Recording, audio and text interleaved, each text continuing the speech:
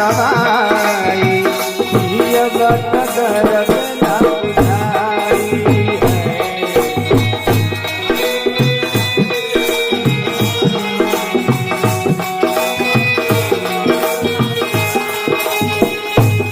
कट जाई सब पाप के कमाई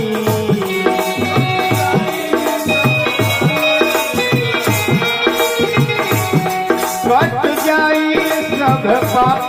के कमाई